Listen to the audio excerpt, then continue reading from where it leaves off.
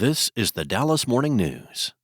It's Monday, February 23rd. Mostly sunny and pleasant today with a high of 62. Clear skies tonight with a low of 42. A bit of a warm-up is on the way for the rest of the week with highs in the mid-70s to the low 80s. Here are today's headlines.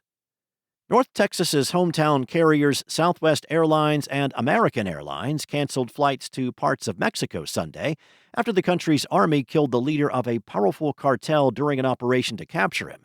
Southwest, the dominant carrier at Dallas Love Field, canceled 4 flights to Puerto Vallarta on Sunday. American, which operates its central hub at DFW International, told the news in a statement that it canceled flights to and from Puerto Vallarta and Guadalajara for the remainder of the day. The airline said it had issued a travel alert to allow affected customers to rebook travel plans without change fees. The U.S. Department of State's Consular Affairs urged U.S. citizens in Mexico to shelter in place until further notice due to security operations and related road blockages and criminal activity in many areas of Mexico. In other news, Oncor submitted an application last week to build a more than 200-mile-long, 765-kilovolt transmission line from Somervell County to Howard County. Company and state officials have said the project is an important piece of improving Texas's power grid, but certain segments of the proposed routes near a state park have caused local frustration. The Public Utility Commission of Texas will review the application and make a decision as to which route Oncor will ultimately construct. Landowners who live within 500 feet of proposed routes will be mailed a notice with information on how to take part in the Commission's regulatory process. Affected parties who want legal standing in the project approval process have to file a request to intervene within 30 days of the application filing.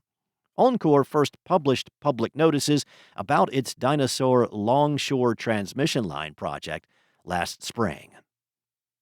Next up, Amaris Alanis Ribeiro was recently named the new director of the Trinity River Audubon Center and describes herself as an environmental changemaker. In an interview with the Dallas Morning News, she said her upbringing, experience running a nature center in Chicago, and the challenge of moving to a new city attracted her to the position. Now, the center, a green sanctuary 10 miles south of downtown Dallas, is part of the National Audubon Society. It is a birdwatcher's paradise and the gateway to the Great Trinity Forest. Also known as TRAC, its mission focuses on bird conservation and habitat restoration. The land on which the center sits used to be a landfill. As part of the 2003 legal settlement, the city agreed to build a nature center on the site, with the Trinity River Audubon Center opening in October of 2008.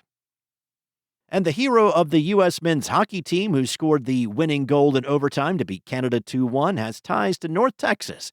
Jack Hughes, who scored the gold medal winner, and his brother Quinn, who scored the game winner in the quarterfinal game against Sweden, propelled the U.S. hockey team throughout the Winter Games. As the Hughes brothers earned praise, several hockey fans pointed out how their mother had connections to North Texas.